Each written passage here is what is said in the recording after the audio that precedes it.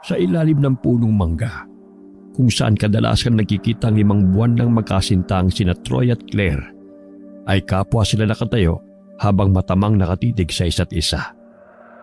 Magkasunod na buntong hininga ang pinakawala ng dalaga, habang ang binata naman ay patuloy sa paghithit buga sa hawak niyang sigarilyo. Baya-baya ay inilis ni Troy ang tingin sa kasintahan at ibinaling yon sa kawalan. Habang nakatitig si Claire sa nobyo, namataan nito ang mga pulang marka sa leeg ng binata. Alam na ni Claire ang kahulugan nun. Nakipaglandian na naman si Troy sa ibang babae. Dakilang playboy ang minahal ni Claire, pero binaliwala yon ng dalaga. Masyado kasi nitong mahal ang binata. Ayaw nitong mawala si Troy. Isang malalim na buntong hininga pa ang pinakawala ni Claire bago ito nagpasyang sabihin na kay Troy ang pakay. 2 pulang guhit. Buntis ako, Troy. Ganun ba? Yan lang bang sasabihin mo matapos mo malaman ang kalagayan ko? Ano bang inaasahan mo? Magtatatalon ako sa tuwa? Pwede ba, Claire? Gumising ka nga.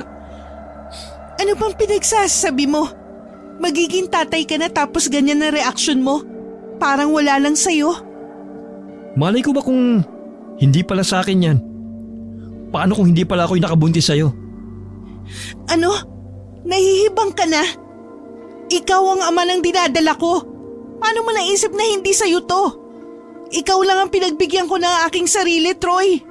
Simula pa lang alam mong babaero na ako, Claire. Marami babae nang dumaan sa akin bago ikaw. Hindi ako kumbinsidong sa akin yung dinadala mo. Kung talagang buntis ka. Hindi ako naniniwala ako lang ang lalaki sa buhay mo. Malay ko ba kung gumaganti ka pala sa akin? Na nakipagkita ka rin sa ibang lalaki para ilabas ang mga hinanakit mo sa akin. At dahil ginamayan ka, yun ang naging dahilan para may mangyari sa inyo. Kaya ngayon buntis ka. Baliw ka na ba? Ang kapal na mukha mong paghinalaan ako. Wala akong ibang lalaki, Troy.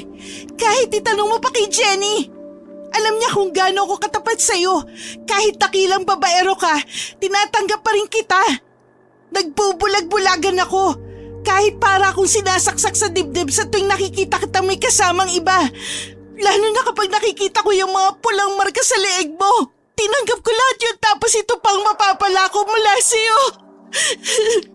Tama na, Claire. Huwag mo na akong daanin sa pag-iyak-iyak mo. Kikilalanin at tatanggapin ko lang nasa sinapupunan mo kung mapapatunayan mo na ako nga ang ama niyan. Gusto ko rin sabihin sa'yo na mula sa araw na ito, hiwalay na tayo. Troy, nagmamakaawa ako sa'yo. Huwag mong gawin sa akin to. Mapapatay ako ng mga magulang ko kapag nalaman nilang buntis ako at ayaw mong panagutan.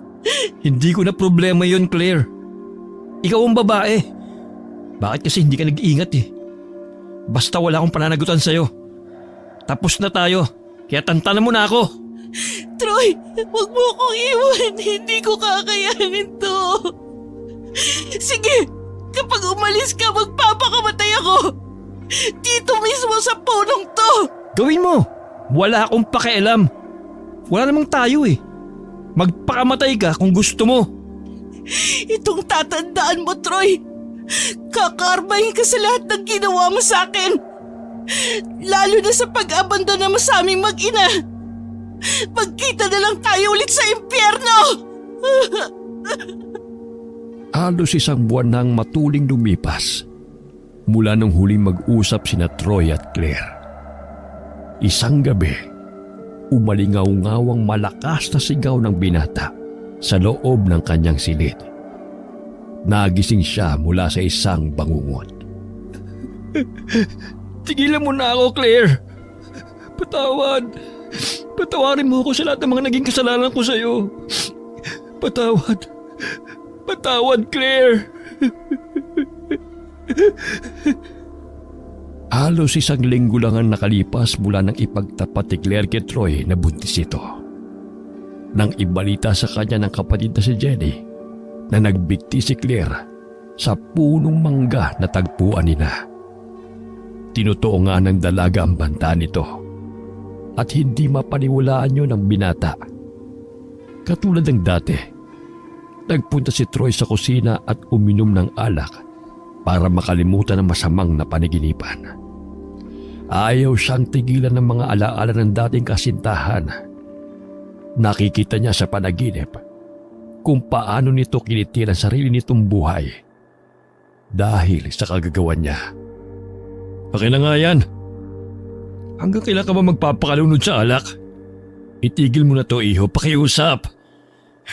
Hindi, Dad. Akin na yan.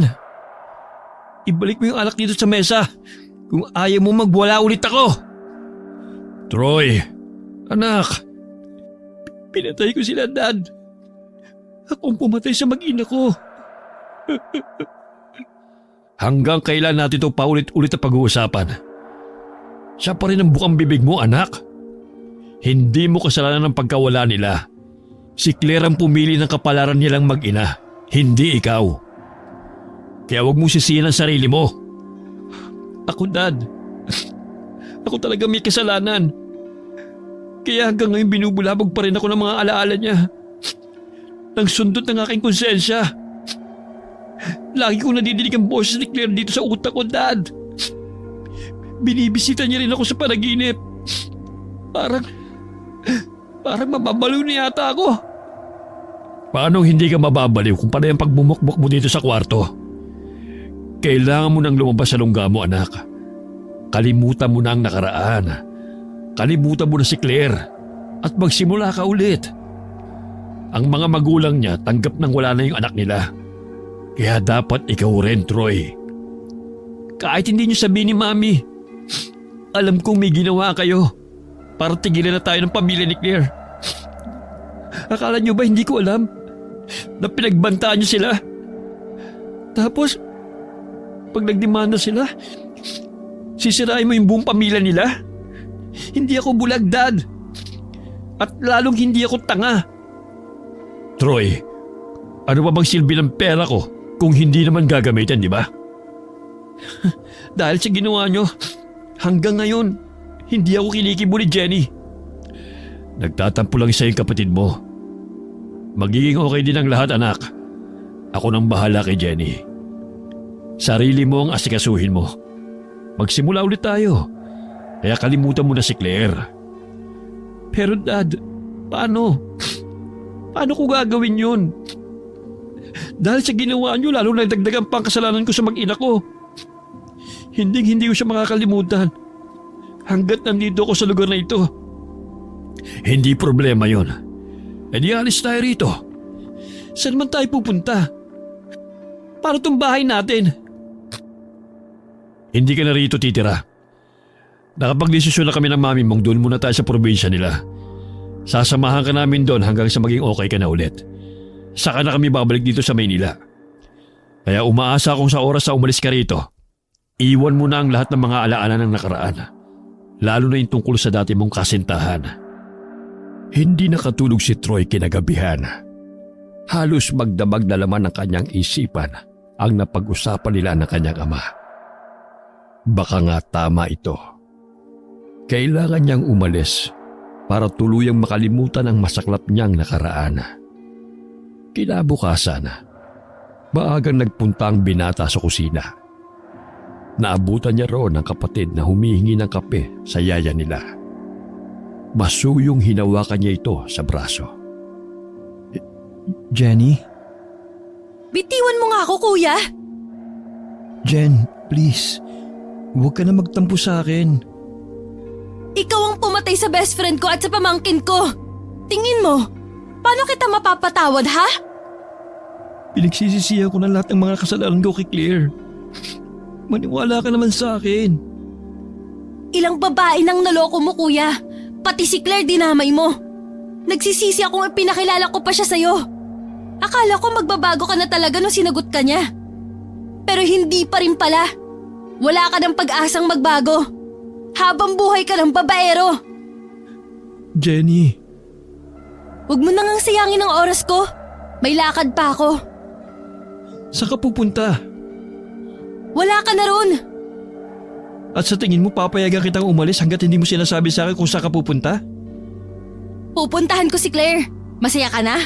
Bibisitahin ko siya bago tayo umalis pa Sikihor. Magpapaalam ako sa kanya kaya huwag ka nang humarang sa dadaanan ko kuya. Sasama ako sa'yo, Jen. Gusto ko rin magpaalam kay Claire. Ilang saglit na natigilan si Jenny bago nakabawi. Nagpasalamat si Troy sa kapatid nang sa wakas ay pumayag itong sumama siya sa puntod ni Claire. Pagdating doon, inilapag ni Troy ang bitbit ng mga puting daisy sa ibabaw ng puntod ng dating nobya. Nasa tabi niya lang si Jenny at tahimik na nakamasid sa kanya. Buti nga't pinayagan ng simbahan na idaan doon ang kabaong ng kaibigan ko. Kahit na ang dahilan ng pagkawala niya ay pagpapatiwakal. Naawa raw kasi yung pari sa pamilya ni Claire. Hindi ko alam na ganun pala ang pinagdaanan niya hanggang sa ilibing siya. Paano mo malalaman eh wala ka naman kasing pakialam? Buti na lang kahit ikaw ang may kasalanan sa pagkamatay ni Claire at kahit pinagbantaan ni na daddy ang pamilya niya, hindi nila ako dinamay sa galit nila. Kuya, sa totoo lang, may mga pagkakataon tinanong ko ang sarili ko kung bakit kayo pa yung naging pamilya ko. Ako lang ang naiiba sa inyo. Ako lang yung may puso. Kayong tatlo ni na mami at daddy, wala. Jenny, totoong pinagsisisihan ko ng lahat ng mga nagawa kong kasalanan sa lahat ng mga naging girlfriend ko. Lalong-lalo na kay Claire. Napakatarantado ko pala. Kung may babalik ko lang ang buhay ng mag-ina ko, gagawin ko at magpapakatino na ako. Babawi ako sa lahat ng mga pagkukulang ko sa kanya. Mamahalin ko na siya ng tapat at hindi ko siya sasaktan. Kaso hanggang sana na lang ang lahat.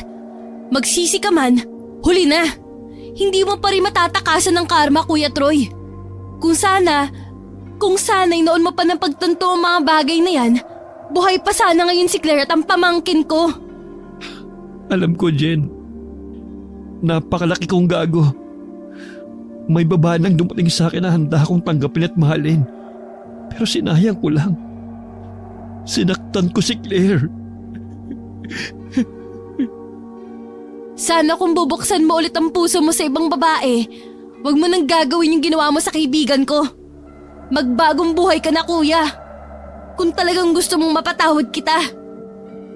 Huwag ka mag-alala, Jen. Gagawin ko yun. Magsisimula ulit ako sa Sikihor. Hindi ko alam kung magmamahal pa ulit ako. Ngayon ko lang kasi napagtantong si Claire lang palang nag-iisang babae nagpatibok sa pahigan kong puso.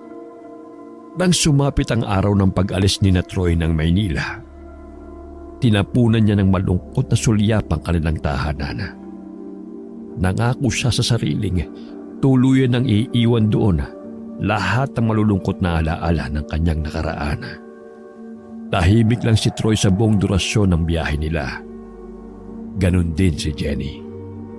Ang mga magulang naman nila ay masayang nagkukwentuhan at nagbibiroan. Hindi maiwasang maalala pa rin ang binata ang dating nobya. Dahilan para mamasa ang kanyang mga mata. Nang nasa Sikihor na sila, biglang napabalik tanaw sa kanyang kabataan si Troy. Madalas silang umuwi doon nung nasa elementarya siya hanggang high school. Natigil na lamang yon nang tumungtong siya ng kolehiyo. Abala kasi siya sa pag-aaral at abala naman ang mga magulang nila sa kanilang mga negosyo. Bas pinili ng mami nila na sumama sa daddy nila sa Maynila nung maikasal ang mga ito. At doon na nga bumuo ng pamilya ang dalawa. Kung hindi pa dahil sa iskandalong kinasangkutan ni Troy, hindi maiisipan ng kanyang ina na bumalik sa probinsya. Nasasabik na rin siyang makitang muli ang lola niya at ang mga pinsan doon. Gusto niya rin makalanghap muli ng sariwang hangin at makatikim ng mga sariwang pagkain. Natigil sa pagbumuni-muni si Troy nang biglang sumigaw si Jenny. Manong driver, may babae po! Baka masagasaan natin! Diyos ko! Muntik na yun, Manong. Mabuti nakailag ka agad. Kung di nasagasaan natin yung babae. Teka, lalabas muna ako, Dad. Titignan ko kung okay lang siya. Hindi na kailangan, iho. Siguradong okay lang siya dahil hindi naman siya nasagasaan ni Manong eh.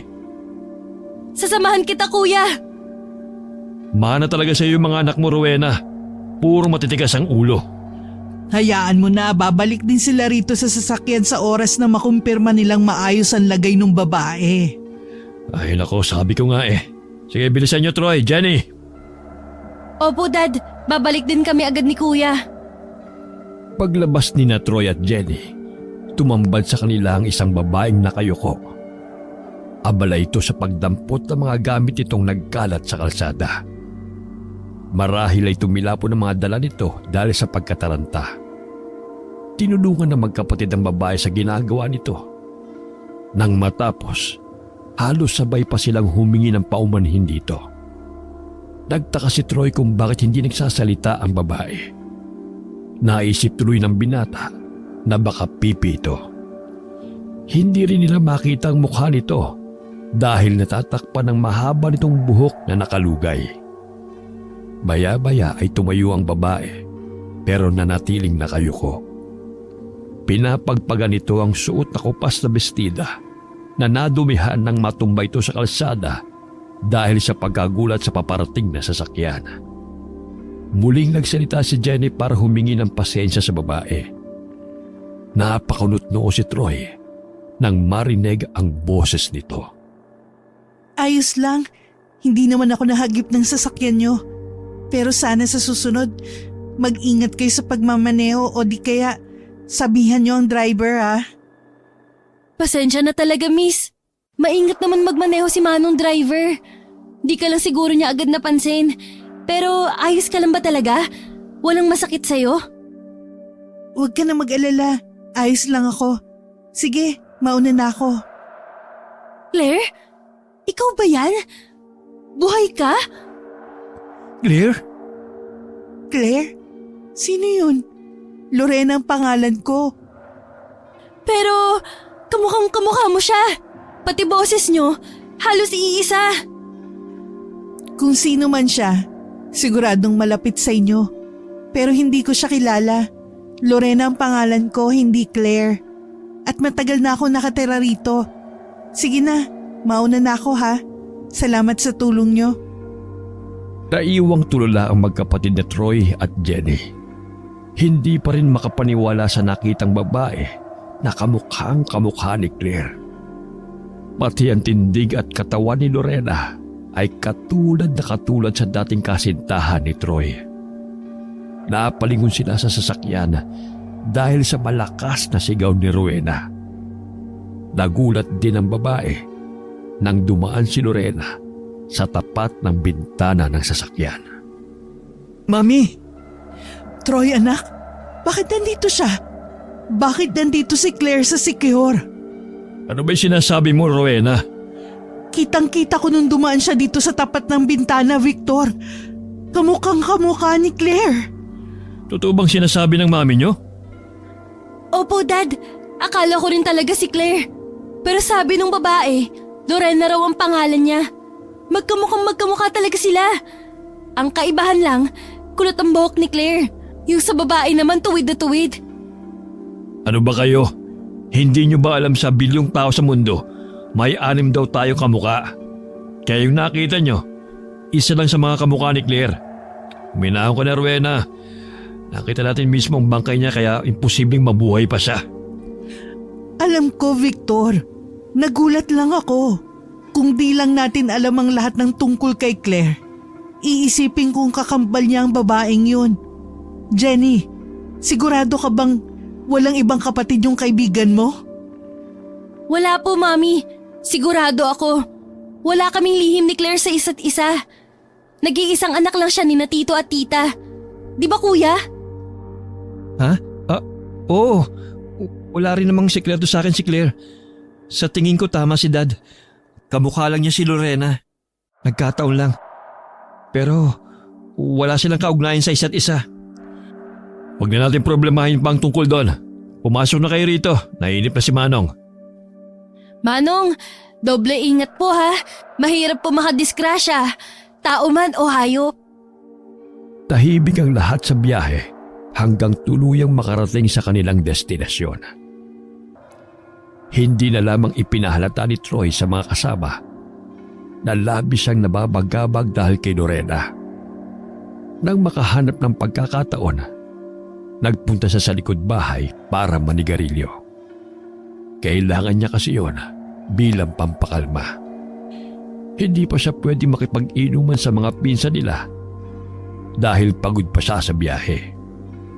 Nang makaharap ni Troy ang abuela nila, pansamantalang nawagili sa isipan niya si Lorena. Nalibang siya sa pakikipagkwentuhan sa matanda at sa masasarap na pagkaing ipinahanda nito para pagsaluhan nila. Kinagabihan, hindi na naman dalawin ng antok ang binata. Bukod sa namamahay siya, ginugulong muli ni Lorena ang isipan niya. Hindi niya makalimutan ang mukha ng babae. Maya-maya pa, kinuha ni Troy ang litrato ni Claire na nasa wallet niya. Nang titigan niya yon, lalo siyang nakumbinse na para talagang itong pinagbiyak na bunga at yung babaeng muntikan na nilang mabangga. Matamis ang ngiti ni Claire sa larawan. Nakaramdam bigla ang binata ng matinding pangungulila at pagsisisi. Huli na nang mapagtanto niyang mahal na mahal pala niya ang dating nobya. Dahil sa bigat ng nararamdaman, hindi na napigilan ni Troy ang pagpatak ng mga luha niya. Pero dali-dali niyang pinahid yun nang may marinig na mga katok sa pinto. Sino yan? Pasok! Bukas yan! Kuya, dinalhan kita ng gatas. Sigurado akong namamahay ka rin. Salamat, Jen. Ngayon mo lang ulit ginawa to, ha? O wag ka umiyak. Hindi pa rin kita napapatawad sa kasalanan mo. Si Lola talaga ang salarin. Nakita niya akong nagtitimpla ng gatas sa kusina, kaya inutusan akong timplahan na rin daw kita. Salamat pa rin. Iniisip mo ba siya? Si Claire? Wala namang sandali na hindi ko siya iniisip eh. Mula nung huling beses kami magkita sa tagpuan namin, sa may punong mangga. Si Claire nga ba o si Lorena? Magkamukha talaga sila. Sigurado ka ba talagang wala siyang kakambal? Sigurado kuya. Napaisip din ako kanina. Pero naisip kong baka magkamukha lang talaga sila. Kalimutan mo na siya. Di ba kaya nga tayo nandito sa Siquijor para magsimula ulit? Lalo ka na. Sasamahan ka namin dito hanggang sa maging okay ka na ulit, kuya. Hindi siya mawala sa isipan ko. Pakiramdam ko tuloy na buhay ulit si Claire. Makakalimutan mo rin sila. Mamasyal tayo bukas kasama ng mga pinsan natin. Malay mo, may makilala ka na magpapatibok ulit sa puso mong pihikan ko, no? Hindi ko naman iniisip ang tungkol sa ganyang bagay, Jen. Ang gusto ko lang, bagong kabanata ng buhay ko at ang kapatawaran ng kapatid ko. Kuya? Huwag ka mag-alala. Hindi naman ako nagmamadali eh. Alam kong malaking kasalanan ko sa inyo ni Claire. Basta hihintay kong dumating ang araw na bumalik sa dating samahan natin, Jenny. Naniniwala akong mangyayari din yun sa tamang panahon. Gusto ko ring makilala ang bagong bersyon mo, kuya. Yung matino at hindi babaero. Sana wag mong kalimutang babae rin ako. Hindi ka ba natatakot na baka sa akin mapunta ang karmang para sa'yo? Hindi ko hahayaang mangyari yon. Bilang kuya mo, gagawin kong lahat para protektahan ka. Ganun kita kamahal. Sige na, babalik na ako sa kwarto ko. Tumalab na yung gatas. Medyo inaantok na ako. Ikaw din, kuya. Matulog ka na. Oh, akala ko ba lalabas ka na? Bakit bigla kang natulala dyan? Dito sa litrato ni Claire, kamukhang kamukha talaga siya ni Lorena. Halilagyo nga siya ng kaibigan ko. Ha? Halilagyo? Oo, kuya. Halilagyo o doppelganger. Masasabing halilagyo mo ang isang tao kung may malaking pagkakahawig kayo sa isa't isa. Yung eksaktong kopya siya ng itsura mo. Pero wala naman kayong kaugnayan sa isa't isa. Kaya totoo yung sinabi ni Dad. Hindi imposibleng may kamukha tayo, kuya. At totoo rin nga talaga maraming misteryo ang bumabalot sa mundo. Pero Ano ba mangyayari o ibig sabihin kapag nakita mo ang halilagyo mo? Puro ka kasi chicks, kuya. Hindi ka nagbabasa kaya kulang ka tuloy sa ideya. Ang sabi nila at ayo din sa mga nabasa ko, kapag nakita mo raw ang doppelganger mo, may posibilidad na isa sa inyong dalawa ay may mangyayaring masama. Pwede rin kamatayan ng kahulugan. Ay, wag na nga natin pag-usapan ng tungkol dyan. Gabi pa naman at nandito pa tayo sa probinsya. Huwag mong sabihing natatakot ka. Ha? Hindi ah. Bakit naman ako matatakot? Palagay mo sa akin, duwag? Sus, kunwari ka pa. Pero kuya, paano kung magtagpo ulit ang mga landas yun ng halilagyo ni Claire? Iiwasan mo ba siya o mas kikilalanin mo pa? Sa totoo lang, Jen, hindi ko alam. Paano kung ma-inlove ka sa kanya? Imposible yun. Wala pa rin makakapantay kay Claire. Walang makakapalit sa kanya dito sa puso ko. Kahit pa ang halilagyo niya si Lorena. Ang masasabi ko lang, huwag kang magsalita ng tapos, kuya. Kinabukasan, abala ang mga tauhan ng lola ni Troy sa paglilinis at pagluluto. Nagpasya naman ang magkapatid na sumama sa mga pinsan nila sa pag-iigib ng tubig sa balon. Naaalala ng binata na madalas nilang gawin yon noong mga panahon na nagbabakasyon siya sa Siquijor. Pero bago pa nila sapitin ang nasabing balon, may nadaanan silang maliit na tindahan. Sinabihan ni Troy ang mga kasama na mauna na ang mga ito sa pupuntahan. Medyo malayo pa sa balon yung nasabing tindahan.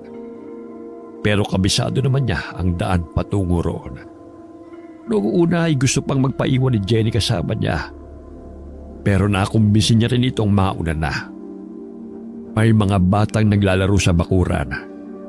Napansin din ni Troy ang tatlong lalaki na mukhang inumaga na sa pag-iinuman. Dahil nakapokus ang atensyon niya sa tindahan, hindi napansin ni Troy ang mga kakaibang sulyapan ng mga ito pagkakita sa kanya. Habang nakatayo ang binata sa labas ng tindahan at hinihintay ang may-ari, inalok siya ng tagay ng isa sa tatlong lalaki. Tatanggi sana si Troy, pero sa huli ay nagdesisyon siyang pagbigyan na lamang ito. Tuwang-tuwa naman ang tatlo dahil hindi raw siya mahirap kausap kahit bago lang siya sa lugar.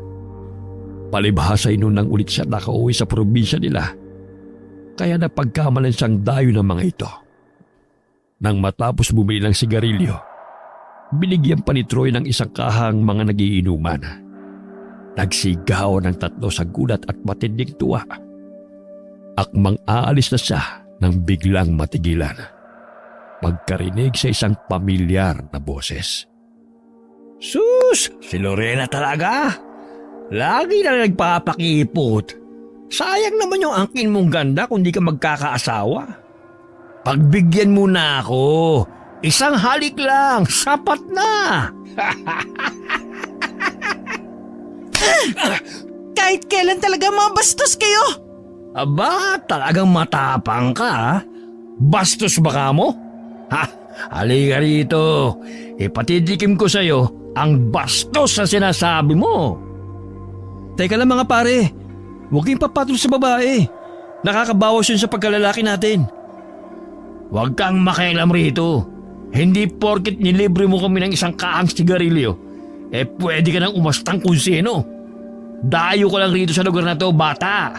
Kaya kung ayaw mong patikaw gawin namin pulutan, huwag kang haharang-harang dyan. Paano ba yan? Gusto ko ng gulo. Ganon? Gusto magpakabayani? Magpasikat?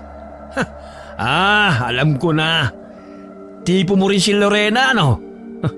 Pasensyahan na lang tayo, pare. Pero nauna ako sa kanya, kaya sa akin siya. Mabilis na sinuntok ni Troy sa mukha ang lalaki ng bastos kay Lorena.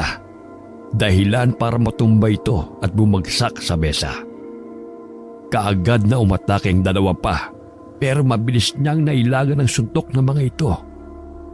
Pero nung magtulong-tulong ng tatlo sa pagsugod sa kanya, ay wala nang nagawa ang binata. Malakas na napasigaw si Lorena nang matumba siya at bumagsak sa lupa.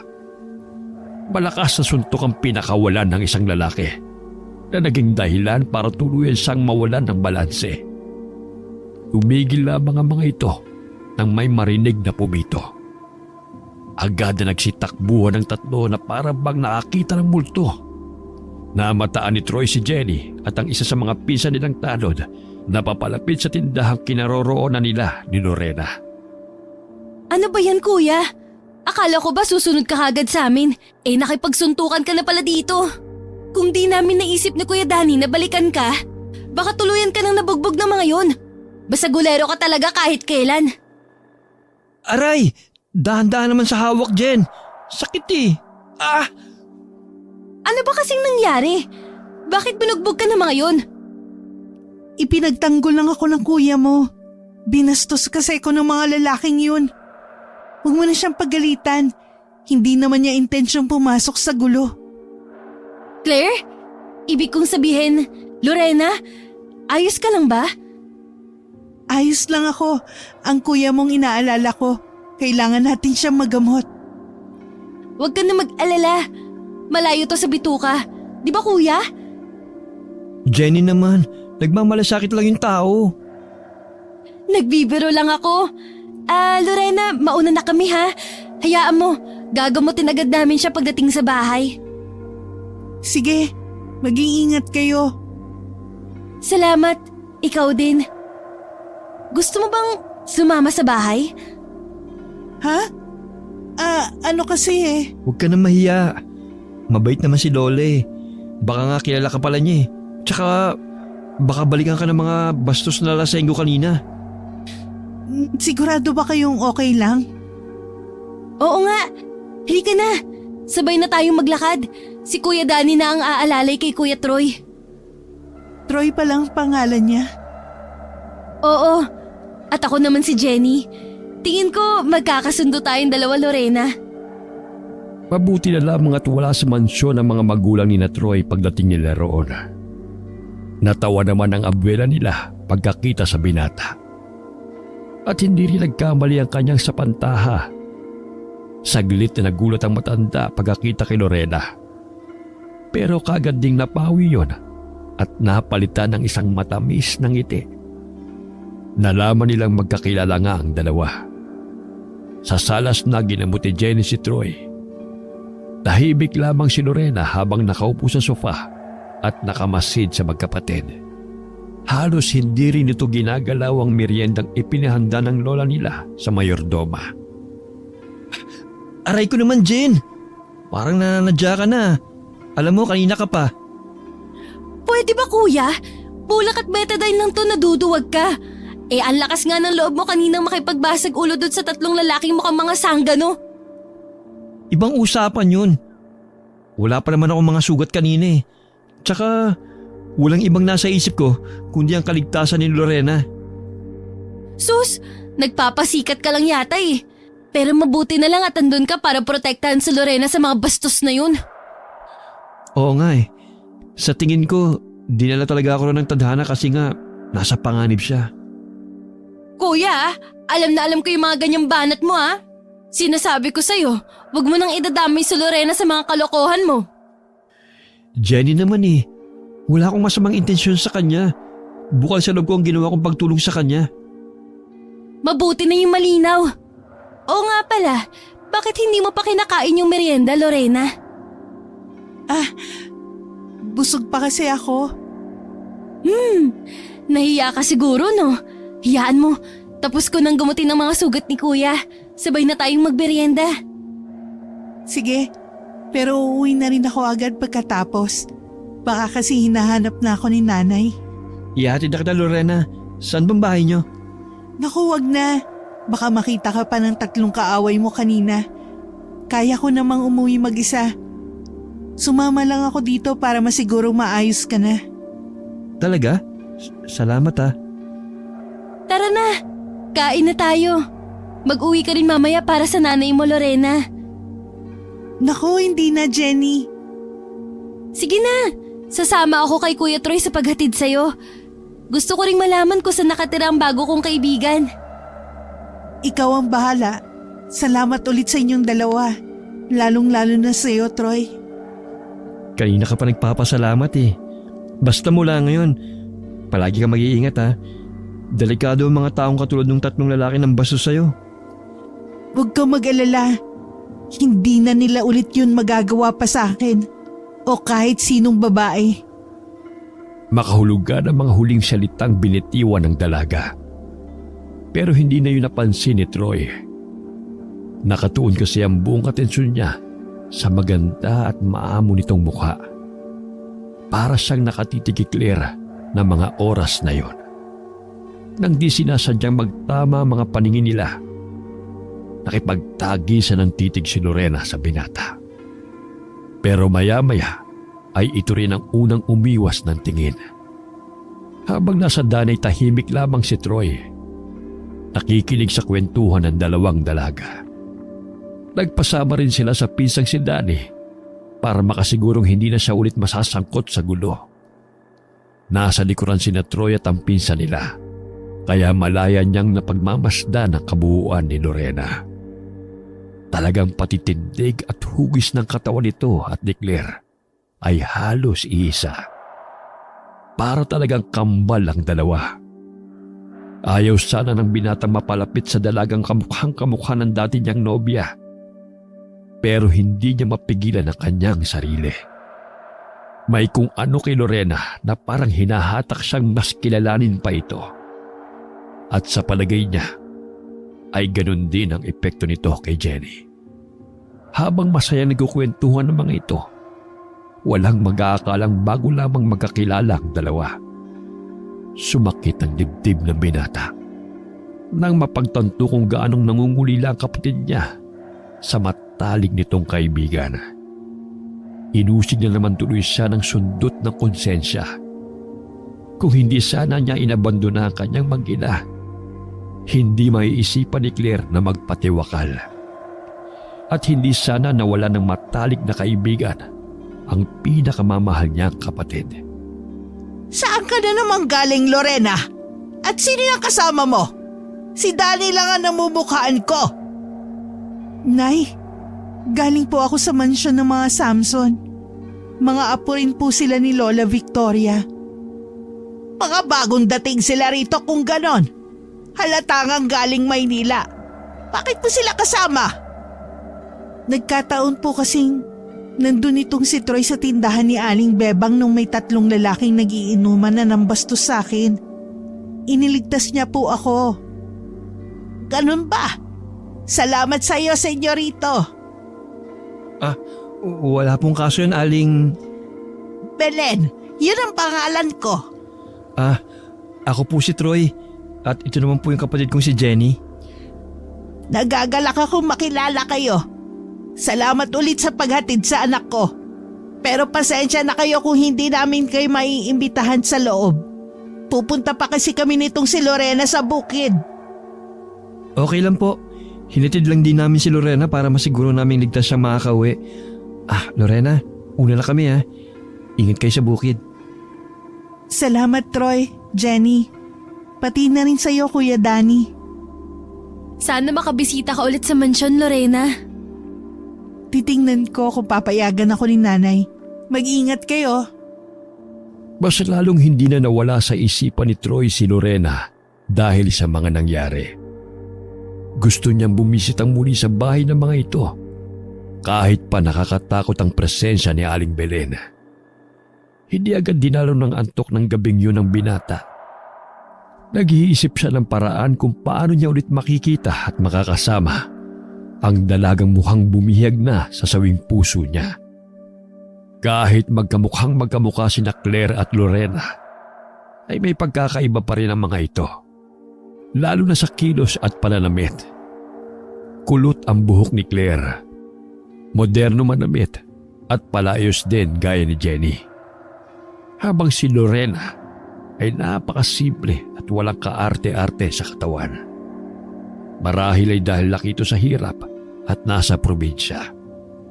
Hindi man mayaman ang pamilya ng dati niyang nobya, pero nakapag-aral si Claire sa mamahaling eskwelahan. Doon ito nakilala at naging kaibigan ng kapatid niyang si Jenny. Nag-iisang anak lang kasi si Claire ng mga magulang nito. Kaya gusto ng mga ito na magkaroon ng magandang kinabukasan ng dalaga. Bukod pa ron, likas na matalino si Claire. At isa yon sa mga katangiang nagustuhan dito ni Troy. Iisa man ang mukha ni na Claire at Lorena. Magkaiba naman ang mga pagkatao nila. Gusto niya nang kalimutan si Claire. Pero paano niya gagawin yun kung inilalapit ng tadhana sa kanya si Lorena? Hindi na namalayan ng binata na nakatulugan na pala niya ang malalim na pag-iisip. Jenny, sa linggo na pala ang birthday ni Lola. Oo nga no. May regalo ka na ba para sa kanya? Wala pa eh. Magulo pa kasi yung utak ko. Si Lorena no. Gusto ko nga siyang imbitahin sa kaarawan ni Lola. Talaga? Oo nga. Kapag kasama at kausap ko siya, pakiramdam ko si Claire yun. Miss na miss ko pa rin ang best friend ko, kuya. Jen, Pero wag kang mag-alala. Sa tingin ko, malapit na kitang mapatawad. Basta ba magtitino ka na? pangako yun. Hinding-hindi na maulit yung mga kagaguhan ko nun sa Maynila. Dapat lang no. Tsaka wag na wag mong tatangkain saktan at paibigin si Lorena. Kundi habang buhay na talaga akong magagalit sa'yo. Ano ka ba? Hindi ko gagawin yun. Pero, kumusta na kaya siya? Kailan kaya natin siya ulit makikita? Yaan mo. Magpapaalam ako mamaya kay Lola. Kapag pumayag siyang mag-imbita ako ng bisita, puntahan natin si Lorena para personal natin siya masabihan at maipaalam sa nanay niya. Salamat, Jen. Sana talaga pumayag si Lola. Malakas ang pakiramdam kong papayag yun. Kaya ihanda mo ang sarili mo sa muli niyong pagkikita ni Lorena, kuya. Hindi nga nagmintis ang sinabi ni Jenny. Natuwa pa ang Lola Victoria nila nang mabanggit ni Jenny ang pangalan nito. Ayon sa matanda, mabait, masipag at matulunging dalaga si Lorena. Kaya lamang daw ay tahimik at napakamahiyain. Kaagad na naghanda ang dalawa sa pagbisita sa kubo ni na Lorena. Nagpasama ulit sila kay Danny. Pagdating doon, ay nadat na nilang nagsasampay sa may bakuran ng dalaga. Nagulat ito pagkakita sa kanila. Si Aling Belen naman ay hindi kababakasan ng pagtataka sa mukha. Parang inaasahan na ng matanda na bibisita silang muli. Magandang araw sa inyo, Aling Belen. Lorena? May mahalagang sadya ba kayo kaya kayo na parito? Gusto lang po namin dalawin si Lorena. Tsaka, imbitado po kayo sa kaarawan ni Lola sa linggo na gaganapin sa loob ng mansyon. Hindi ito ang unang beses na nagpadala ng imbitasyon ng Senyora Victoria. Ipagpaumanin niyo pero hindi ako makakadalo. Si Lorena po. Siya ang magdidesisyon, senyorita. Hindi ko siya pagbabawalan lalo't galing ang imbitasyon sa inyong abuela. Lorena, sana makapunta ka. Huwag ka mag-alala. Hindi ka namin pababayaan ni Jenny. Pwede bang pag-isipan ko muna? Walang problema. Pero paano namin malalaman ang sagot mo? Halos araw-araw dumadaan dito si Kuya Danny. Sasabihin ko sa kanya bago ang takdang araw kung makakadalo ba ako o hindi. Kung iniisip mong isusuot mo, ako nang bahala. Marami akong dalang mga damit galing Maynila. Sadya akong binili ang mga yun para sa mga pinsan kong dalaga dito sa Siquijor. Naku, hindi naman ako sanay magsuot ng mamahaling damit, Jenny. May mga bestida naman ako dito na pwedeng isuot. Galing sa isang kaibigan. Basta aasahan ka namin sa linggo Susunduin ka namin ni Kuya. Hindi niyo na kailangan mag-abala. Kung matutuloy ako, aagahan ko na lang ang pagpunta sa mansyon. Salamat, Lorena. Sana talagang pumunta ka. Susubukan ko, Troy. Sige Lorena, aalis na kami. Aling Belen, salamat po. Mauuna na po kami. Salamat din, senyorita, senyorito. Mag-iingat kayo. Halos hilahin ni Troy ang mga araw dahil nasasabing na siyang sumapit ang araw ng linggo. Pero nang Sabado na at wala pa rin sagot kay Danny si Lorena, ay biglang nanlumo ang binata. Kinagabihan ay wala pa ring balita mula sa pinsan nila, kaya tuluyan ang nawala ng pag-asa si Troy. Maging si Jenny ay labis na nalungkot dahil inaasahan din itong makakadalo si Lorena sa kaarawan ng kanilang abuela. Bakit hindi mo sinabi kay Danny kanina ang sagot mo, anak? Nahihiya po akong makihalubilo sa kanila, Nay. Kalimutan mo nga yung hiya at kung ano pa man, Lorena. Dumalo ka bukas sa kaarawan ni Senyora Victoria. Magsaya ka ron. At kapag inalok ka na magkapatid na doon matulog, huwag kang tatanggi. Bakit po, Nay? Ano pong binabalak nyo? Basta't sundin mo na lang ako. Kailangan wala ka rito sa bahay bukas magdamag. Naiintindihan mo? Nakahanda yung bestidang isusuot mo bukas. Sigurado po ba kayo na okay lang na isuot ko yun? At bakit hindi? Bigay yun ng kapatid mo. Bagay lamang sa ganong okasyon. Pero Nay, bakit Lorena? Nahuhulog na ba ang loob mo sa binatang yun? Hindi kayo nababagay sa isa't isa. Huwag mo rin kalilimutan ang dahilan ng pakikipaglapit mo sa kanila. Opo, Nay. Kinabukasan, abala ang lahat sa mansyon. Palibhas ay isa ang pamilya Samson sa pinakamayaman sa Siquijor. Magarbo ang kaarawan ni Lola Victoria. Dumating ang mga kaibigan nitong galing din sa mayayamang pamilya. Pati na ang mga kamag-anak na matanda sa Maynila at iba pang mga karatig probinsya. Nalulungkot man ang magkapatid na Troy at Jenny. Pinilit pa rin nilang humiti at makihalubilo sa mga bisita. Bandang 4:00 ng hapon, patuloy pa rin sa pagdagsa ang mga bisita. Hindi lang kasi mayayaman ang inimbita nila, kundi pati na rin ang mga kalugar nito na mga ordinaryong tao. Naging abala si Jenny sa pakikipagkwentuhan sa mga pinsan nilang galing Maynila. Si Troy naman ay naisipang umakyat sa veranda para magpahangin. Mula doon ay kitang-kita niya ang malawak na hardin kung saan nagaganap ang kasiyahan. Habang nagmumuni-muni ang binata, napukaw ang atensyon niya sa biglang pagpasok ni Danny sa gate. Nanlaki ang mga mata ni Troy nang makita kung sino ang kasama nito. Hindi siya maaari magkamali. Kilalang kilala niya ang bestidang yun. Isang puting bestida na halos kapareho ng madalas isuot ng paborito niyang artista sa palabas nitong Rosalinda. Claire? Nagmamadaling bumaba ang binata para lapitan ng dalawa. Hindi niya alintana ang nagtatakang tingin sa kanya ng mga bisita. Nang tuluyang makalapit sa dalaga, ay halos mapanganga si Troy sa labis na pagkamangha. Sigurado ang binata na hindi siya namamalikmata lamang. Kaharap niya talaga sa mga oras na yon ang dati niyang nobya. Claire? Troy, ako to si Lorena. Lorena? Pero paanong... Pasensya na kayo kung hindi ako agad nakapagdesisyon kung dadalo ba ako o hindi sa kaarawan ni Senyora Victoria. Okay lang. Ang mahalaga nandito ka. Sigurado matutuwa si Jenny. Pero paanong... Yang bestidang suit mo, sino nagbigay sa'yo? Ito ba? Bakit, Troy? Pangit ba?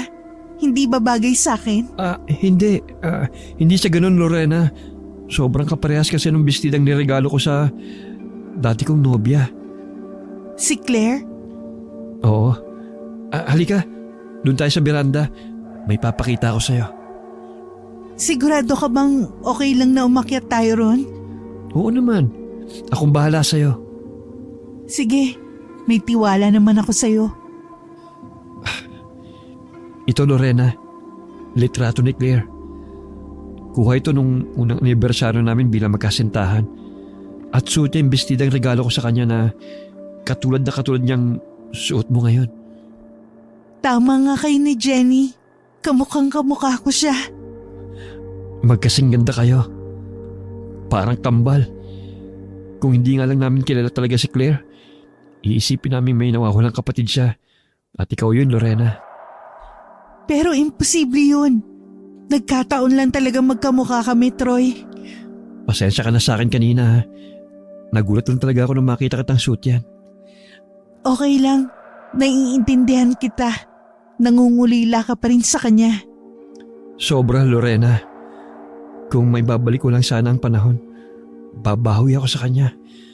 Sa kanila ng anak namin. May anak kayo? Buntis si Claire nung nagpakamatay siya. Dahil sa akin, Lorena. Kasalanan kong lahat. Akong pumatay sa babaeng pinakamamahal ko. At sa anak namin. Troy? Claire! Jenny! Lorena? Akala ko parang may ganyang bestida rin ang kaibigan ko. Nagkataon lang din sigurong katulad ng pagiging magkamukha namin, Jenny. Kung sa bagay, teka, hindi pa yata kayo kumakain. Tara, sabay-sabay na tayo. Masaya akong nakadalo ka sa birthday ng lola namin, Lorena. Nalibang si Lorena kasama sina Troy at Jenny. Kahit papano ay nabawasan ang nadaramang hiya at pagkailang ng dalaga.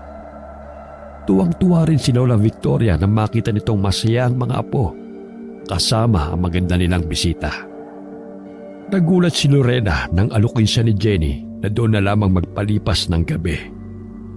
Nangako ang kapatid ni Troy na ihahatid dito si Lorena kinabukasan para ito na mismo ang magpaliwanag kay Aling Belen. Pagkaalala sa bili ng ina, agad na pumayag si Lorena na sa mansyon na magpalipas ng magdamag. Halos hindi na natulog ang tatlo at sinulit ang mga oras para mas makapagkwentuhan pa sila. Si Lola Victoria ang may kaarawan, pero si Troy ang pinakamasaya sa lahat dahil matagal nitong nakasama ang dalaga.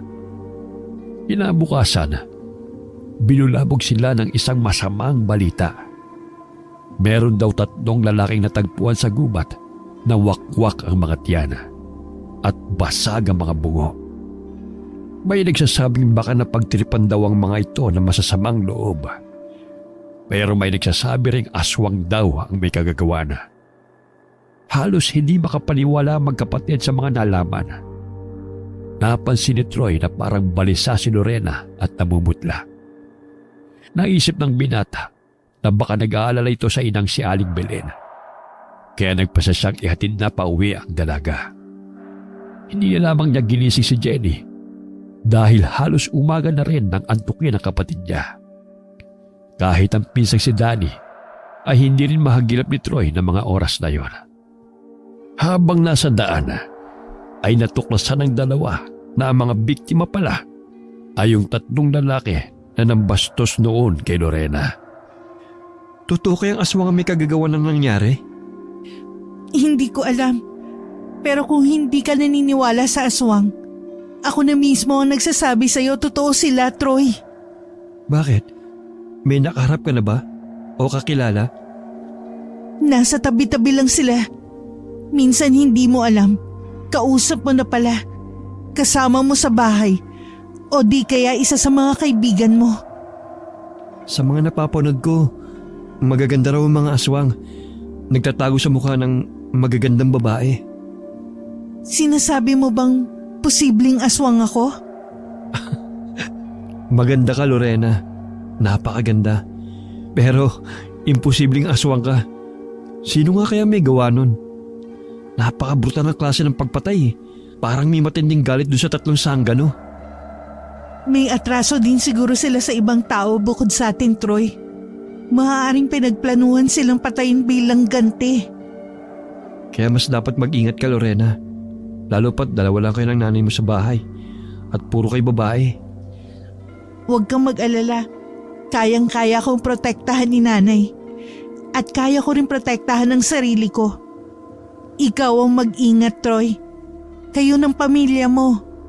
Kahit ka mag-anak kayo ni Senyora, mainit pa rin ang mga mata ng mga taga rito sa mga mukhang bago lang sa paningin nila. Hindi nakapagpaliwanag si Troy kay Aling Belen kung bakit inumaga na ng uwi si Lorena. Wala kasi sa kubo ang matandang babae. Ayon sa dalaga, baka maaga raw nagtungo sa bukid ang ina nito. Nangako na lamang si Troy na babalik kasama si Jenny para makausap si Aling Belen. Ayaw sanang iwanan ng binata si Lorena na mag-isa sa kubo. Pero kinumbinsi siya ng dalaga na ayos lamang ito. Sinabi rin itong susunod kagad ito kay Aling Belen sa bukid. Pagbalik ni Troy sa mansyon ay saka pa lamang siya tinabla ng antok. Gabi na magising siya. Tinawag siya ni Jenny para sabay-sabay sila maghapunan. Pagkatapos kumain ay sinabihan sila ni Victor na may pag-uusapan sila sa salas. Dumiretso roon ang magkapatid pagkagaling nila sa kusina. Tungkol saan bang pag-uusapan natin, Dad? Tungkol sa bago mong kalokohan. Ano sinasabi niyo? Akala mo ba porkit madalas akong wala rito sa mansyon hindi ko na malalaman kung anong pinagagagawa mo? Ninyo magkapatid? Daddy! Bakit kayo nakikipaglapit sa babaeng yon? Nakamukha ni Claire. Ano naman ang problema ron, Dad? Kahit si Lola nga gusto niya si Lorena eh. Dahil hindi alam ng mama ang tungkol sa dati mong nobya. Troy, kaya ka namin dinala dito sa Sikihor para magbagong buhay. Para tuluyan mo na makalimutan si Claire. Tapos ngayon, mukhang nahuhumaling ka naman sa babaeng kamukha niya. Victor, huminahon ka nga. Pwede namang pag-usapan ng maayos ang lahat ng problema. Paano ko hihinahon kung parehas masakit sa ulit ang mga anak mo? Dad, hindi naman kasalanan ni Lorena kung kamukha niya si Claire. Kaya wag mo na siyang pag-initan. Kaibigan namin siya ni Kuya. Kaibigan? Ni hindi niyo pa nga kilala ang babae yun ng lubusan. Ang pagkatao niya, ang pinagmulan niya. Hindi niyo ba alam na maraming aswang, lalo na mangkukulam sa lugar na ito? Rowena, bakit hindi mo ipaliwanag sa kanila? Baka sakaling matauhan ang dalawang yan. Troy, Jenny, hindi naman sa inuhusgan ko si Lorena. Pero tama ang daddy nyo. Hindi pa natin siya lubusang kilala. Huwag sana kayo magtitiwala agad sa mga taong nakilala nyo rito. Hindi porket kamukha siya ni Claire, ay papapasukin nyo na siya sa buhay natin ng ganun-ganun na lang. Basta, wala akong nakikitang masama sa pakikipagkaibigan namin sa kanya. Ang sabihin nyo, talagang matapobre kayong dalawa ni Daddy. Troy, bumalik ka rito. Hindi pa tayo tapos mag-usap. Huwag kang bastos. Papasok na ako sa kwarto ko. Hindi na babalik dito si Kuya kahit mapaos pa kayo sa kasisigaw, Dad. Parang di mo kilala ang panganay mo. Tignan mo mga anak mo, Rowena. Masamang impluwensya sa kanila ang Lorena na yon. Hayaan mo't kakausapin ko sila bukas. Ako nang bahala sa mga anak natin, lalo na kay Troy. Siguraduhin mo lang makikinig siya sa'yo. Dahil pag naubos ang pasensya ko sa kanya, ipadadala ko siya sa ibang bansa. Baka sakaling doon ay magtino na talaga siya.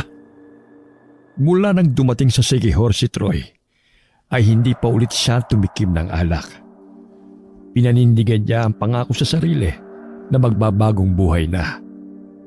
Pero nang gabing yon, nagpakalunod siyang muli sa alak dahil masama ang loob niya. Katulad noon kay Claire, mukhang tutol din ang mga magulang niya kay Lorena. Hindi pa nga siya nagsisimulang ligawan ng dalaga, ay may mga humahadlang na kaagad sa plano niya. Dahil ayaw niyang matuntun siya ni Jenny at ng mga magulang, doon nagtungo ang binata sa may likod ng kusina para tunggain ang kinuha niyang alak. Nang unti-unting tabla ng kalasingan, naalala na naman niya ang dating kasintahan. Dahil doon, hindi niya napigilang mapahagulgol. Ginugulo na naman siyang muli ng mga alaala ni Claire. Talaga yatang hindi na siya nito tatantanan kahit saan pa siya lumipat ng tirahan. Maya-maya ay natigil sa pag-iyak ang binata nang may marinig na tila pagaspas ng pakpak mula sa di kalayuan. Wala sa sariling napatingala ang binata.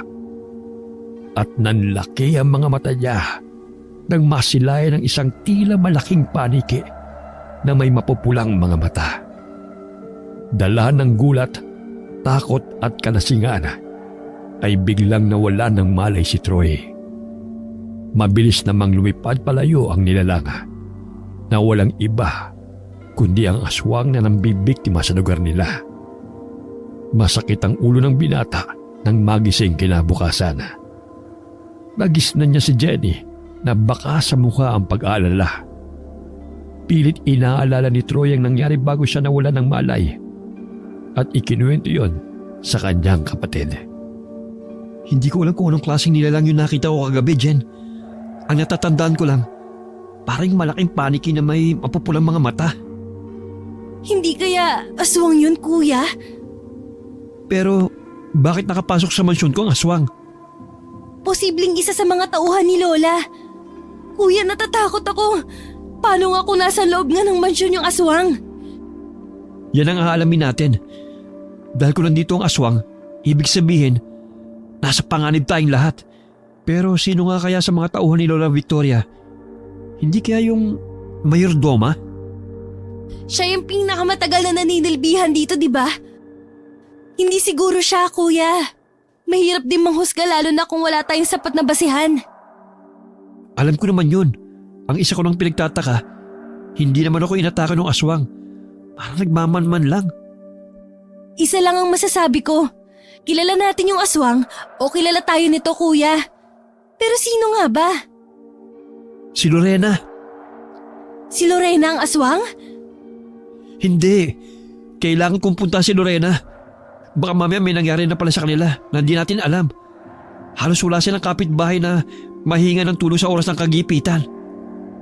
Baka di mo na kita masamahan, kuya. Mainit pa rin kasi ang ulo ni Dad. Ayokong pati sila ni Mami mag-away. Okay lang, Jen. Dito ka lang sa bahay. Hindi rin naman ako magtatagal eh.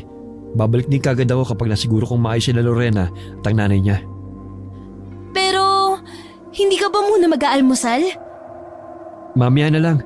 Hindi pa rin naman ako nagugutom eh. Ingat ka, kuya. Salamat. Nakahinga ng maluwag si Troy nang malaman niyang maayos naman na mag-ina. Laking pasasalamat din niya dahil hindi pa nakakaalis ang mga ito patungong bukid. Inalok siyang mag-almusal ni Aling Belen at malugod niya naman itong pinaunlakan. Nagulat pa siya nang hindi nito sinama sa bukid si Lorena. Nagbili nito sa kanya na samahan niya muna doon ang dalaga. Nakaramdam naman ng hindi maipaliwanag na saya ang binata. Dahil sa wakas ay masosolo na rin niya si Lorena. Mabuti na lang may tiwala pala sa akin si Aling Belen. Akala ko ayaw niya sa akin eh. Bakit? Dahil masungit si nanay? Ganun lang talaga siya. Pero mabait naman. Mahal na mahal niya lang siguro ko. Palibhasa nag-iisang anak. Maswerte ka sa nanay mo, Lorena. Kayo rin naman ni Jenny. Bukod sa mukhang mahal na mahal din naman kayo ng mga magulang nyo, mayaman pa kayo. Hindi masaya maging mayaman, Lorena. Siguro nga. Kaya ako, ayokong yumaman, Troy. Masaya at kontento na ako sa buhay na meron kami ni Nanay Belen. Simple lang, pero tahimik at puno ng pagmamahalan. Sana pinanganak na lang din akong gaya mo. Siguro, hindi magulong buhay ko. Alam mo, minsan tayo rin ang gumagawa ng sarili nating kapalaran. Tanggapin mo sana at pahalagahan ng mga bagay na meron ka, Troy, habang nasa iyo pa ang mga to. Dahil palaging nasa huli ang pagsisisi. Ang lalim nun ah. Parang may ibig kang ipahiwatig. Wala naman. Sinasabi ko lang yung mga natutunan ko mula sa aking ina. Tsaka mga personal kong karanasan. Oo nga pala. Gusto mo bang mamasyal? Talaga? Saan naman? May isang lugar kasi dito na paborito kong puntahan. Siguradong magugustuhan mo doon, Troy. Kahit saan pa yan. Basta ikaw ang kasama ko. Nako, ikaw talaga. Napaka-bolero mo. Tara na nga. Kapwa tahimik ang dalawa habang nasa daan. si Troy ay lihim na napapagiti. At wala siyang kamalay-malay na ganun din si Lorena. Bagamat ilang beses na rin silang nag-uusap, ay tila bigla silang nagkahiyaan sa isa't isa. Medyo malayo na rin ang nilakad nila bago nakarating sa sinasabi ng dalaga na paborito nitong lugar. Tila nalulun ni Troy ang dila nang tumigil sila sa harap ng isang punong mangga na may kubo sa itaas. Bigla ang pagsalimbayan sa isipan ng binata ng mga alaala nila ni Claire. Sa punong mangga rin sila noon madalas magtagpo. At doon din nabuo ang anak nilang dalawa. Ang anak na pinag-isipan niyang hindi kanya. Ang anak na hindi nasilayan pa ang kagandahan ng mundo dahil kasama itong namatay ni Claire. Kanino yung kubong yan, Lorena? Sa amin, Troy. Ginawa yan ni tatay nung nabubuhay pa siya. Kapag nalulungkot ako, may problema, o di kaya ay masaya, dito ako nagpupunta. Tapos, umaakyat ako dyan sa kubo. Alin sa mga emosyon na banggit mo ang nararamdaman mo ngayon? Malungkot na may halong saya. Malungkot dahil maagang kinuha sa amin si tatay. At masaya dahil kasama kita. Ang aking tagapagligtas. Lorena? Alam kong kamukhang kamukha ko ang dati mong nobya. Pero sana ako mismo ang nakikita mo pag magkasama tayo. At hindi siya. Magkamukha kayo ni Claire. Pero malaki rin ang pagkakaiba niyong dalawa. Lorena, kung sakali bang ligawan kita, papayag ka? Troy, hindi ko alam ang isasagot ko. Nasagot mo na, Lorena. Dahil dinala mo ako sa lugar na ito, na espesyal sa'yo. Ibig sabihin, mahalaga rin ako sa'yo, tama ba? Troy, Hindi kita mamadaliin. Basta, hayaan mo lang sana akong ligawan ka, Lorena. Gusto kong mas makilala ka pa. Umakyat ang dalawa sa itaas. Namangha ang binata nang makita ang kabuuan ng kubo. Lalo na ang loob niyon. May mga gamit sa loob na para bang may taong nakatira roon. Naisip na lamang ni Troy na baka sinadya yun ng dalaga. Para komportable ito kapag gusto magpahinga roon. Habang nagkukwentuhan sina Troy at Lorena, kapwa sila natigilang bigla at napatitig sa isa't isa. Alam ng binata na mali, pero hindi niya napigilang halikan ang dalaga. Hindi rin naman ito tumanggi at sa halip ay tinugunan ang halik niya. Ilang saglit din naglapat ang mga labi nila bago tila napapasong humiwalay kay Troy si Lorena. Lorena, tara na. Baka hanapin ako ni nanay pag umuwi bigla. Tapos wala ako sa bahay. Ikaw din. Baka hinahanap ka na sa mansyon. sandali lang, Lorena. Sana naman hindi maging dahilan ng ang halik na yun para iwasan mo ako. Oo naman. Pasensya ka na. Nadala lang ako ng emosyon ko kanina. Huwag mo nang itanggi, Lorena. Alam ko nagustuhan mo rin ang nangyari. Mas lalo ko magpupursige ngayong nalaman kong may pag-asa ako sa'yo. Pero baka gawin mo lang akong panakibutas lalo't kamukha ko si... Hindi, Lorena. Alisin mo yan sa isip mo. Hindi kita liligawan dahil sa kamukha mo siya. Gusto kita bilang ikaw mismo, Lorena. Kaya lang Ano na naman yun? hindi tayo bagay. Ang yaman nyo tapos kami mahirap lang. Ano ka ba? Hindi naman basihan yun sa pagmamahalan eh. Gusto ka ng kapatid ko, pati ni Lola. Tapos gusto rin kita. Ang kailangan ko mas ligawan, si Aling Belen. Mahihirapan kang ligawan si nanay.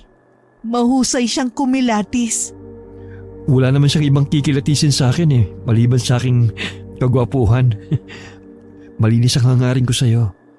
Kaya wala akong dapat na ikatakot sa iyong ina. Halika na. Iuwi na kita at baka magduda pa sa akin ng nanay mo. Habang pauwi sa kubo, ay masayang nagbibiroan ng dalawa. Kapwa sila nakahinga ng maluwag nang walang maabutan doon. Kinakabahan kasi ang binata kapag nalaman ng nanay ni Lorena na isinama siya nito sa treehouse. Hindi na rin gaano nagtagal doon si Troy. Nagpaalam na siya kay Lorena matapos bilinan ng dalaga na mag-iingat.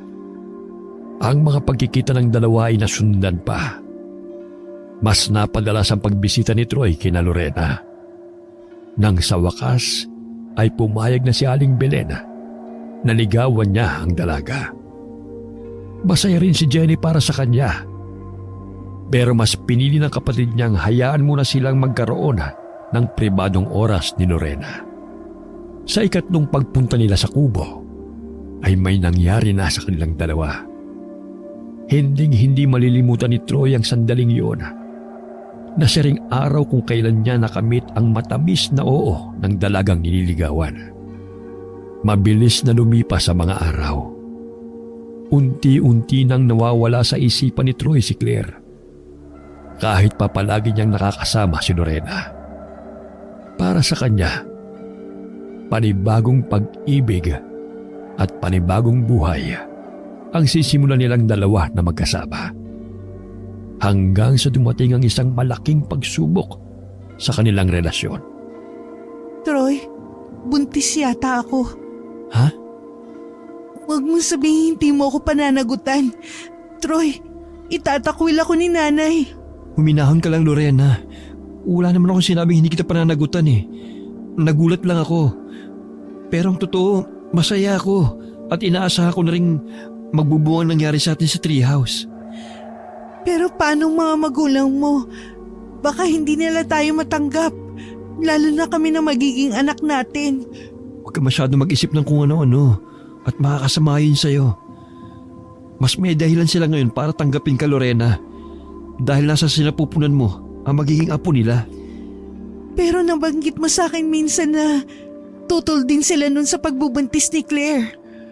Nakaraan na yun, Lorena. Siguro naman, katulad ko, natuto na rin ang mga magulang ko sa nangyari. Sana nga, Troy. Sana'y matanggap nila kami na magiging anak natin. Basta lagi mong tatandang mahal na mahal kita. Higit pa sa pagmamahal ko noon kay Claire. At ipaglalaban kita, Lorena. Kayo ng anak natin. Salamat, Troy. Mahal na mahal din kita. Matapos mag-usap ng masinsinan ni Troy at Lorena, ay napagkasunduan nilang magtungo ulit sa treehouse. Pagpasok pa lamang nila sa loob ng kubo, ay sabik na nagyakapan ang dalawa. Yakapang nauwi sa halikan hanggang sa may naganap muli sa kanila. Masaya si Troy sa piling ni Lorena at sigurado na ang binata na ito na ang babaeng tuluyang magpapatino sa kanya. Ang babaeng nais niyang iharap sa dambana at maging ina ng kanyang magiging anak. Ganon din naman si Lorena. Walang pagsidla ng tuwa sa puso nito dahil kay Troy. Alam ng dalaga na maling ibigin ang binata. Pero hindi nito mapigilang tuluyang mahulog kay Troy. Ano ba mahalagang pag-uusapan natin at pinatawag mo pa kami ng mami mo? Oo nga naman, anak. Dad, Ma'am, gusto ko sanang sabihin sa inyo na mamamanhikan na tayo kina Lorena. Ano sinabi mo? Alam kong hindi ka bingid, Dad. Kaya sigurado ako narinig mo yung sinabi ko. Troy, ipaliwanag mo nga sa aming mabuti kung bakit bigla ka nagdesisyon ng ganyan. Buntis po si Lorena. Ano ka mo? Buntis? Anak ng... Akala ko ba't titigilin mo na yung pagiging palikero mo? Totoo yan, Dad. Seryoso ako kay Lorena. Kaya gusto ko siyang pakasalan eh. Dahil ang sinabi niya sa'yo buntis siya? Troy naman. Kailan lang tayo dumating dito sa Sikihor? At kailan mo lamang nakilala ang babaeng yon? Nakasisiguro ka bang sa'yo nga ang dinadala niya? Dad, ako lang po ang lalaki sa buhay ni Lorena. Kaya huwag niyo siyang pagsalita ng hindi maganda dahil matino siyang babae. Eh halos ganyan ka rin naman noon kay Claire, anak. Lagi mo na lang ipinagtatanggol sa amin. Pero sa huli, napagtanto mong hindi mo pala talaga mahal. Na hindi ka pa handang magpatali habang buhay. Victor, hayaan na muna natin si Troy. Sigurado akong bukas makalawa magbabago rin ang isip niya. Kuya Troy, kung totoong buntis nga si Lorena, sana naman wag nang maulit ang katulad na nangyari kay Claire. Yan, kaya malakas ang loob nitong kuya mo dahil kinukonsinti mo rin at binubuyo sa babaeng yon. Palibhasa kamukha ng best friend mo. Pwede ba Troy, Jenny? Gumising nga kayong dalawa. Hindi siya si Claire. Matagal nang patay si Claire. Tama ka, Dad. Hindi nga siya si Claire. Dahil siya si Lorena, ang babaeng mahal ko at ina na magiging anak ko. At ipaglalaban ko siya. Kung ayaw niyo ako samahan, kay Lola ako hihingi ng basbas para sa pagmamahalan namin ni Lorena. Nahihibang ka na naman ng dahil sa babae. Kailan ka ba matututo, ha? Matagal na. Mula nang mangyari yon kay Claire. At isinumpa ko sa sarili ko na hindi ko nahayaang maulit pa yun sa bagong babaeng mamahalin ko. At magmamahal sa akin ng totoo. Troy, anak! Buo ng desisyon ko, Mami. Hihingin ko na ang kamay ni Lorena sa nanay niya. Suportado kita, kuya. At sigurado ako, ganun din ang sasabihin ni Lola sa oras na malaman niya magkakaroon na siya ng apo sa'yo. Halos sabay na umalis sa salas ang magkapatid. Naiwang nagngingit-ngit pa rin ang kalooban ni Victor dahil sa katigasan ng ulo ng mga anak nito. At tulad ng inaasahan, natuwa si Lola Victoria nang ipagtapat dito ni Troy ang tungkol sa kanila ni Lorena. Kahit sa ang simbahan pa raw niya pakasalan ng nobya, ay susuportahan siya ng kanyang abuela. Nagpahanda rin ito kaagad ng mga pagkaing dadalhin nila kina Aling Belen. Nahiyakap ng magkapatid si Lola Victoria sa labis na kasiyahan. Paulit-ulit din silang nagpasalamat dito. Bago tuluyang makalis ang bahay sina Troy, sinabihan siya ng kanilang abuela na hintayin daw muna nila ang mag-asawang Victor at Rowena. Mami? Daddy? Kami na ng daddy mong sasama. Maiwan na lang dito sa bahay si Mama. Sigurado po ba kayo? Oo, Jenny. Nag-usap kami ng mami mo ng masinsinan at napag-isip-isip kung tama kayo ng kuya mo. Hindi na dapat maulit pa nangyari kay Claire na naging parang isang bangungot sa atin lahat. Wala na kaming magagawa kung talagang umiibig na muli ang kuya mo. Salamat sa pangunawa, Dad. Mami. Wala naman kaming ibang hangad kundi ang kaligayahan ninyong magkapatid. Oh, baka magkaiyakan pa tayo rito. Tayo na at para hindi tayo gabi sa pagbalik. Katulad ng dati, nagpasama si Troy sa pinsan nilang tanod na si Danny. Ang ibang tauhan naman ng abuela nila ay bumalik din kaagad sa mansyon matapos silang maihatid sa kubo ni Lorena. Magandang gabi sa iyo, Balae. At sa iyo rin, Lorena. Magandang gabi rin ho sa inyo, senyor. Balae na lang din ang itawag mo sa amin. Tutal naman, magiging asawa na nitong panganay namin ng unika iha mo. Yan nga ang gusto kong linawin sa inyo. Kung bakit bigla kayo napasugod dito sa munti naming kubo at may mga dalang kaldero. Hindi pa ho ba halata? Namamanhikan kami. Buntis na raw kasi itong magiging manugang namin. Dad! Oh, bakit anak? Totoo naman, hindi ba? Isa pa, tayo-tayo lang din naman ang naririto kaya wala nang dahilan para maglihim pa. Totoo ba ang sinabi ng Senyor Lorena? Nay, sasabihin ko rin naman po sa inyo. Kumukuha lang po ako ng tamang tiyempo. Kailan ka pa natutong maglihim sa akin? Nay, Huwag niyo na pong pagalitan si Lorena. Hindi ko naman po siya tatalikuran eh. Handa kong panagutan sila na magiging anak namin. sigurado ka ba sa sinasabi mo, senyorito? Hindi mo pa kami lubusang kilala. Opo, sigurado po ako. At tatanggapin ko po lahat kay Lorena. Hindi lang dahil kamukha siya ng dati kong nobya. Mahal ko po talaga ang anak niyo, Aling Belen. Tingnan natin. Lorena! Nay? Ihain mo sa mesa ang putahing niluto ko para sa hapunan. Sigurado akong magugustuhan yun ng mga bisita natin, lalo na kapag natikman nila. Pero, Nay, basta't sundin mo na lang ang utos ko. Pasensya na po, Aling Belen. Pero kanina pa po ako may naamoy na masakit sa ilong. Parang nabubulok na ewan. Hindi ka lang siguro sanay sa amoy ng putek, senyorita. Ipinanganak kasi kayong may gintong kutsara sa bibig. Bala totoo ang sinabi ni Jenny. Ako man kanina pa may naamoy na mabaho Saan kaya nagmumula ang amoy na yon? Gusto nyo talagang malaman? Sige na, Lorena. Tanggalin mo na ang takip ng kalderong naglalaman ng espesyal na putahing ipatitikim ko sa mga bisita natin ngayong gabi. Ang mga ulong niyan, pag-aari ng mga magulang ng kaibigan ko si Claire. Ha? Halimaw! Mga halimaw kayo!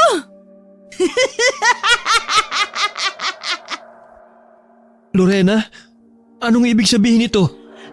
Troy, Jenny, hindi lang ako basta halilagyo lang ni Claire. Kaya kami magkamukha dahil kambal talaga kami. Kambal na pinaglayo ng tadhana. Dating taga rito ang mga umampon kay Claire. Ayoko sanang pumayag. Pero wala akong mapagpipilian noon. Isa lang ang pwedeng maiwan sa akin. At si Lorena yon.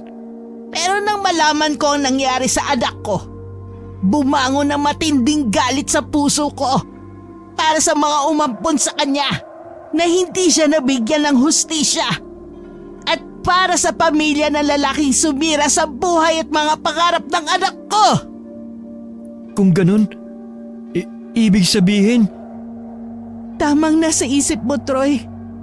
Planado namin lahat ni Nanay. Mula sa muntikan nyo ng pagkabangga sa akin hanggang sa pagtatagpo muli natin sa tindahan. Sinadya ko mapalapit sa pamilya mo para paibigin ka. Para maiganti ko ang ginawa mo kay Claire.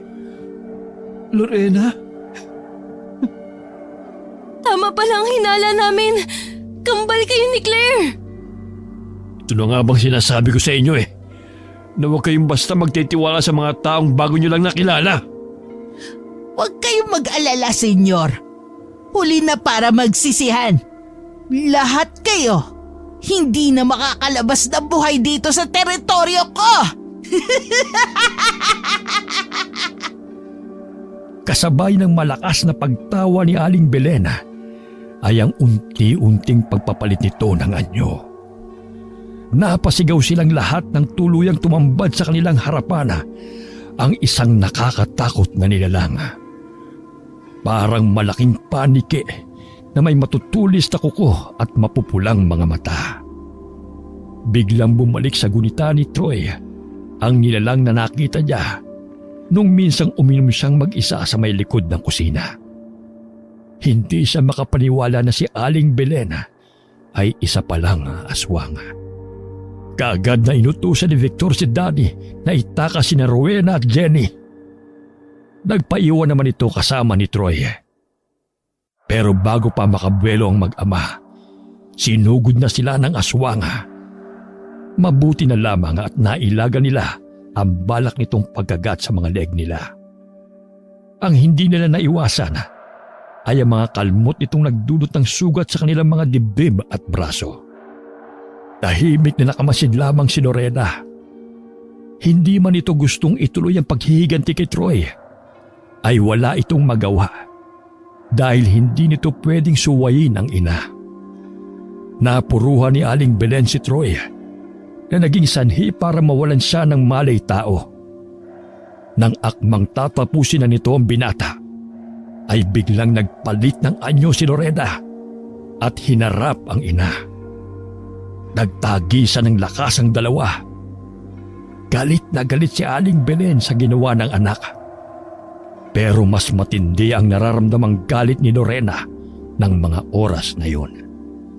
Sinamantala naman ni Victor ang pagkakataon. Kinuha nito sa tagiliran ng baon nitong buntot pagi. Yun kasi ang kabilin-bilinan dito ni Lola Victoria. Nadalhin ang bagay na yun saan man ito magpunta. Nang makakuha ng buwelo, nagsimula na si Victor sa paghampas sa 2 aswang. Tuluyan nang nawala sa isipan nito na ang isa roon ay si Lorena na noon ay nagdadalang tao sa anak nito kay Troy. Bago pa bumalik ang ulirat ng binata, napuruhan na ni Victor ang mag-ina. Sinubukan pa ring umatake ni Aling Belen, pero naubos na ang lakas nito dahil sa natanggap na mga hampas ng buntot pagi. Si Lorena naman ay bumalik na sa anyong tao, pero nag-aagaw buhay na ito. At yun ang tagpong nagisna ni Troy nang magkamalay ulit siya. Lorena! Troy, patawad. Gusto ko malaman mo na totoong mahal kita. At totoo ring buntis ako. Naniniwala ako sa'yo. Nararamdaman kong pagmamahal mo. Pero Lorena, lumaban ka. Huwag mo akong iiwan. Dadaling kita sa ospital. Huwag na. Sapat na sa aking mukha mong huli kong masisilayan bago ko tuloy ang malagutan ng hininga. Hindi, Lorena. Huwag ka susuko. Lumaban ka. Para sa akin. Para sa magiging anak natin. Hanggang dito na lang talaga kami ni Nanay. Hindi ko na kaya, Troy. Maraming salamat sa pagmamahal mo. Masaya akong nakilala kita. At matagal na kitang napatawad sa ginawa mo kay Claire. Paalam na, Troy. Lorena? Lorena? Hindi! Lorena! Hanggang sa huling sandali, napatunay ni Troy na magkaiba talaga sina Claire at Lorena. Kahit sa kabila ng katotohanan, kambal pala talaga ang dalawa. Kinitil ni Claire ang buhay nito at idinamay pang magiging anak nila dahil sa kanya. Habang si Lorena ay namatay para sa kanya. Para iligtas ang buhay nila ni Victor. Hindi alam ng binata kung paano pa magsisimulang muli matapos mabigo at mawala ng minamahal sa ikalawang pagkakataon. Nasabi niya sa sariling kung mabubuhay ulit si Lorena, ito pa rin ang pipiliin niyang mahalin at pakakasalan. Lumipas ang 3 buwan. Nagpasya si Troy na sumunod na sa pamilya niya sa Maynila. Doon na lamang siya magsisimulang muli ng panibagong kabanata ng kanyang buhay. Isang umaga, kasalukuyang nasa bintana si Troy.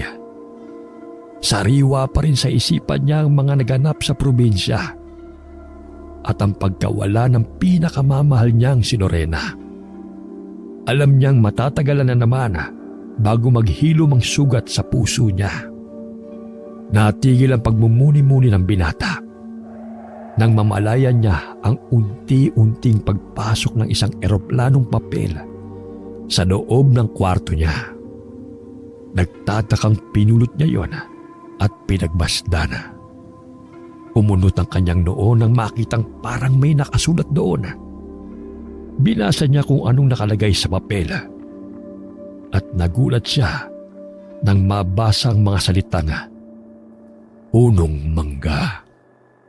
Hindi siya nag-alinlangang lumabas ng bahay para puntahan ang lugar kung saan nagsimula ang lahat ng kalbaryo sa buhay niya. Ang punong mangga kung saan nagpatiwakal ang dati niyang minamahal bago si Lorena. Pagdating doon ni Troy, wala naman siyang nakitang kakaiba. Aalis na sana siya, pero agad ding natigilan at napalingon ng may marinig na pamilyar na boses. Tila siya na estatwa sa kinatatayuan nang masilayang muli ang mukhang yon na palaging laman ng kanyang isipan.